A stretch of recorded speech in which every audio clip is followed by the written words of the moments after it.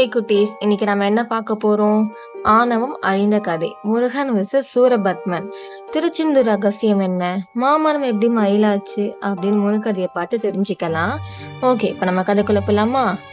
நம்ம தீபாவளி கதையில ஒரு அசுரன் வந்தான்ல, அதே மாதிரி இந்த கதையிலயும் ஒரு அசுரன் இருக்கான். அவன் பேரு சூரபத்மன்.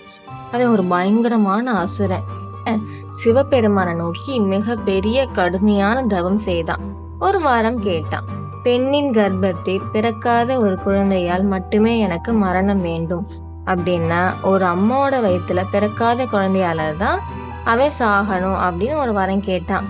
இந்த வரத்தை பெற்றதுனால தனக்கு மரணமே இல்லை அப்படின்னு நினைச்சுக்கிட்டு சூரபத்மன் மிகவும் ஆணவத்துல கொண்டிருந்தான். அவன் தேவர்களையும் நல்லவங்களையும் ஏன் உலகத்தையே ரொம்ப கொடுமைப்படுத்தினான்.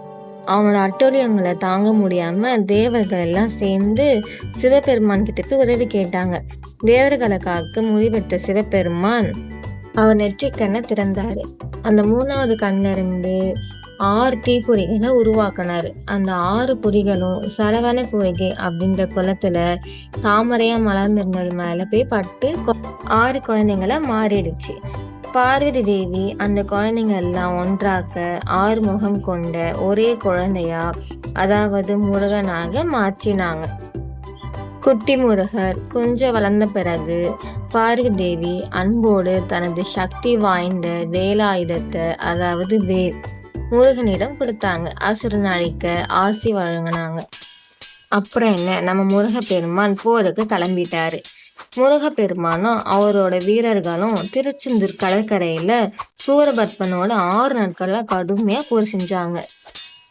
சூரபத்மன் சண்டையில தோக்க ஆரம்பிச்சான். அப்ப அவன் பயந்துகிட்டு ஒரு பெரிய மாமரமா மாறி கடலுக்கு நடுவுல போய் ஒளிஞ்சிக்க முயற்சி செஞ்சான். ஆனா நம்ம முருகன் அந்த கையில இருந்த சக்தி வாய்ந்த வேலை அந்த மாமரத்துக்கு மேல செலுத்தினாரு. வேல் அந்த மாமரத்துல பட்டு அது 2ஆ பிளந்துச்சு. மாமரத்துல ஒரு பாதி மயிலாகவும் இன்னொரு பாதி சேவலாகவும் மாறுச்சு. சூரபத்மனோட ஆணவம் அழிஞ்சத தெரிஞ்ச முருகன் அவனை அழிக்காம மயில தனது வாகனமாகவும் சேவலை தனது கொடியாகவும் இடமளிச்சாரு. இதுவே ஆணவம் அழிந்து நன்மை நிலைநாட்டிய இதுதான் சூரசம்ஹாரம் திருவிளையாடல். இந்த கதையிலிருந்து நமக்கு சொல்லும் நீதி இதுதான். ஆணவம், அதாவது ஈகோ, எப்பவுமே ஜெயிக்காது. அது எவ்வளோ பெருசா இருந்தாலும் அது ஒரு நாள் அழிஞ்சிடும். தீமைக்கு எதிராக நன்மை எப்போதும் வெற்றி பெறும். அதான் பகைவனுக்கும் கருணை காமிச்சு அவனுக்கு ஒரு நல்ல வழியையும் காட்டணும். உங்களுக்கு என்ன கதை வேணும் கீழே கமெண்ட் பண்ணுங்க.